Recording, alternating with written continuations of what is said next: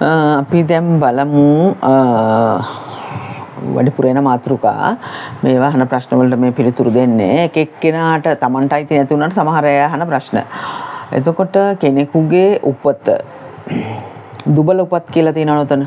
දුබල උපත් කියලා එක දුබල නැහැ. නමුත් එයාගේ උපත අපි කියමු 4 13 22 31 ඉපදිච්ච අය වැටෙන්නේ පුද්ගලික අංකය 4 ගණේටනේ.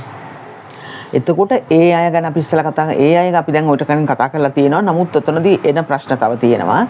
එතකොට ඒ අයගේ අදිෂ්ඨානශීලී ගතිය බොහෝම තියෙනවා. තිබුණට ඒ අය බාධා මැද තමයි යන්නේ. මොකද ඒ අයට ප්‍රධාන දේ මිතුරන් අඩුයිනේ. ඒ අයට ආශ්‍රය කරන්න බෑ. ටික කාලයක් ආශ්‍රය කරන් යනවා. මෙයාගේ නොගැලපෙන ගති නිසා අනිත් අය අයින් වෙනවා. එක්කෝ ඒ අයගේ තියෙන ගති නිසා මෙයාට රුස්සන්නේ නැහැ, මෙයා අයින් වෙනවා. ඒම වගේ දේවල් වෙනවා අනිවාර්යෙන්ම. කොහොමත් අංක ඒ 4 13 22 31 ඉපදිච්ච අයට මිතුරන් අඩුයි. ඉන්නේ බොහොම සුළු පිරිසයි. බොහොම සුළු පිරිසයි. එතනිනුත් නිකන් ඉක්මනින් කේන්ති යන කට්ටියක් ඒ ගොඩේ හිටියනම් එයා මෙයාගෙන් අයින් වෙනවා. මෙයාව කපලා දාන ඒ ගතිය තියෙනවා කොහොමත්. යන්න අමාරුයි. එකට යන්න අමාරුයි මෙයාගේ මොකද විරුද්ධ මත දරන කෙනානේ 4 ඉපදිච්ච කෙනා. ඒක නිසා යාට එතනදී පාඩුවීම වෙනවා. උපත බාධායි, පුද්ගලික අංකෙත් බාධා, දෛව අංකෙත් බාධා આવොත්, නමෙනුත් බාධා આવොත් බොහොම දුබලතාව එනවා. එතන ග්‍රහ පිහිටීම් කේන්දරේ තියෙන ග්‍රහ පිහිටීම් අනුව දුබල ග්‍රහ යෝග තියෙනවා නම් ග්‍රහ පිහිටීම් ගේවන දසා, විදසාතුරු දසා ඒවා අසුබ දේ විදිහ පිහිටලා තියෙන ඒ කාලවකවානු වලදී යාට බොහෝ අවැඩවීමේ ප්‍රතිඵල වැඩි, ගොඩක් ප්‍රවණතාව වැඩි. එතකොට 8ත් අපි දුබලතාවයක් කියලා දුබල අංකයක් කියලා සඳහන් කරනවාද? මෙහෙමයි 8 දුබලතාවය එතනදිත් එන්නේ දැන් 4 යන්ට මිතුරෝ අඩු වුණාට 8 අයට 8 17 26 ඉපදිච්ච අය තමයි පුද්ගලික අංකය 8 ගණයට වැටෙන්නේ. එතකොට ඒ අය ඇවිල්ලා ඕන කෙනෙක් එක්ක එයාලට මිතුරුකම වැඩි. එයාලට මිතුරු ගොඩක් ඉන්නවා. ඒ අය සමාජ ආශ්‍රයයට වැටෙනවා. ඒ අයගේ පුද්ගලික ජීවිතය බාධාකාරී ගතිය ආවට හැමෝත් එක්කම එකමුතුව ඉන්න පුළුවන්. එයාලා ධර්මයට ලැබී අය ඉන්නවා. ඒ කියන්නේ සුභවාදී පොසිටිව් විදිහට ඉන්න අය ඉන්නවා, නෙගටිව් විදිහට ඉන්න අය තියෙන උපන් මාසය අනුව එතනදී වෙනස් වෙනවා. ඒක විග්‍රහ කරන්න ගියොත් දීර්ඝ විස්තරයක්. උපන් මාසය අනුව බාධා එන ගතිය තියෙනවා. නමුත් එයාට මිතුරන් වැඩි. 4 යන්ට වගේ නෙමෙයි මිතුරෝ ඉන්නවා ගොඩක්. ඕන දෙයකට කට්ටිය ඉන්නවා. රංචු ගහිලා වැඩ කරන්න පුළුවන්. දැන් 4 යන්ටත් රංචු ගහිලා වැඩ කරන්න පුළුවන් ගතිය තියෙනවා. ඒගොල්ලෝ යන්නේ උද්ඝෝෂණ වැඩවලටනේ. කැම්පස් එකට ගියත් දියව් මේක දියව් කියලා ඔය වගේ කෑ ගන්නයි ඔන්න ඔය රංචුවට එකතු වෙන ගතිය වැඩි ඒගොල්ලෝ 4 අය. 8 අයත් එහෙම යනවා දේශපාලඥයෝ ඉන්නවා සෑහෙන 8 අය. සෑහෙන 8 අය දේශපාලඥයෝ ඉන්නවා. මම ඔයිට කලින් තේ නම් වශයෙන් කතා කරලා තියෙනවා.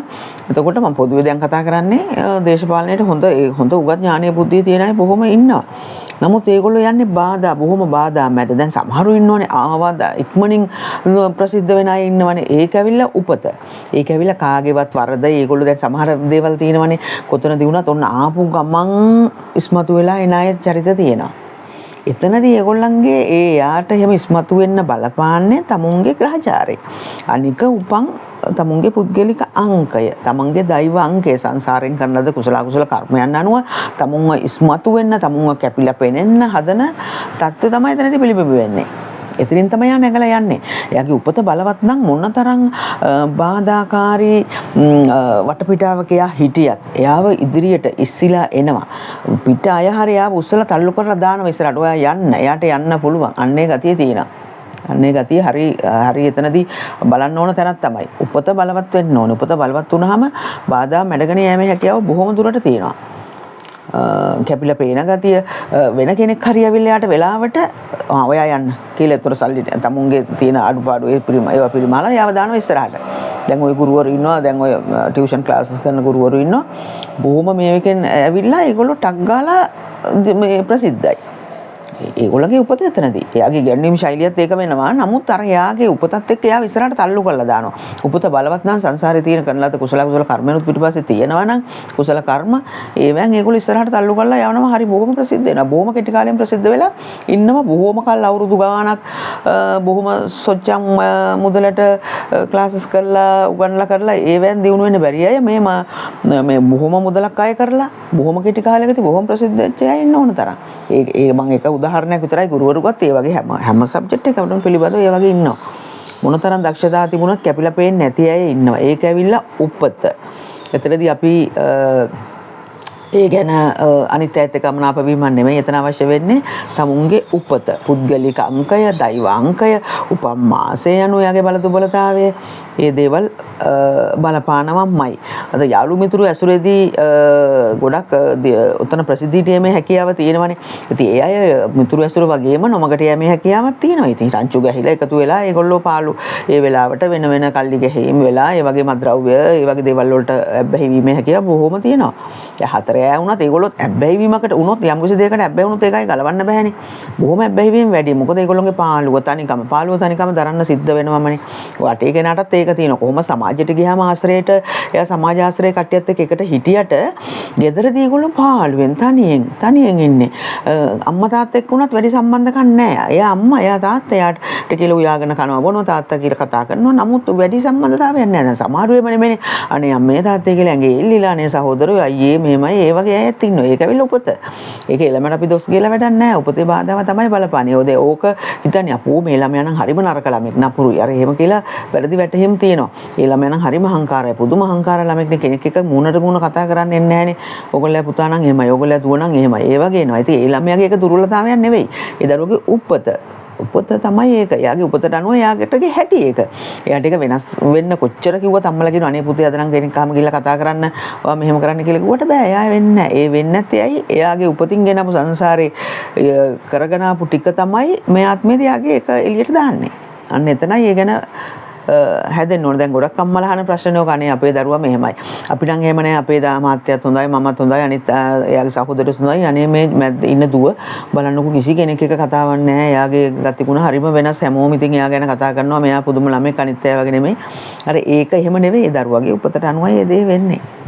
ඒකයි 4 8 අය උනාට අනිත් ඇයත් ඒ වගේ තමයි. නමුත් 4 අයගේ අර මැද මුල් කාලේ දුර්වල උනාට ඒගොල්ලෝ යම් කිසි බාධා යන්න හදනවා. ඒගොල්ලෝ ඉදිරියට කොහොම හරි කැපිලා පෙනෙන්නේ යන්න හදනවා. අනිත් අය අභිබවා යන්න හදන ගතිය තියෙනවා ඒගොල්ලන්ගේ. තිබුණාට මොකකින් හරි කකුලෙන් ඇදලා වටනවා. මොකක් කරගෙන යන බිස්නස් එක කඩාගෙන වැටෙනවා. එක්කෝ අත ගහන්නේ අපි කියමු යාගේ අනතුරක් වෙලා එයාව එකතෙන් කරනවා. එතකොට එයා කියන්නේ දේවල් ඔක්කොම බිඳ වැටෙනවා. නමුත් එයා ඒක අත්තරින්නේ නැහැ. එකකින් වැටුනොත් ඊට වැඩිය දෙතුන් ගුණයක් ඉහළව නැගිටිනවා එයා. හොඳ අදිෂ්ඨානයක් අත්තරින්නේ නැහැ. කොහොම හරි අදිෂ්ඨානශීලීව යනවා. එතන ඉතින් ග්‍රහ පිහිටීමුත් බලපානවා. අපි ඒක හැමතිස්සෙම බලනවා. හතර වටේම ඒකයි මම හැමතිස්සෙම කියන්නේ සන්නද්ධ කළ යුතුමයි. ඔය හැම දෙයකම උපත විතරක් නෙමෙයි. තමුන්ගේ ග්‍රහ පිහිටීම් වෙනවත් එක්ක බැලිය යුතුමයි. කේන්ද්‍ර පරීක්ෂාවක් කළ යුතුමයි. උඩින් අහලා කිව්වට ගොඩ අය දාන දේ තමයි මගේ නමත් මේක උපතත් මේක ඇයි මට යන්න බැරි මට දේවල් කියන්න මගේ විවාහය සාර්ථකද අපි කොහොමද දෙයනේ කියන්නේ විවාහ සාර්ථකද කියලා විස්තර බලන්න නැතුව එහෙම ඉතින් මේක දිනේට විතර විවාහ සාර්ථකද කියලා කියන්න බෑ ග්‍රහ පිහිටීම් බලලා කියන්න ග්‍රහ පිහිටීම් බලන්න මේ වෙනවා නම් ඒවා කියන්න ඔක්කොම කියන්න මොනවද වෙන්න තියෙන්නේ වෙලා තියෙන්නේ වෙන්න ඉදිරියට වෙන්න තියෙන්නේ ආවල් කාලේ ආවල් දේ මෙහෙම වෙනවා හැමදේම බලා හිටිය වගේ කියන්න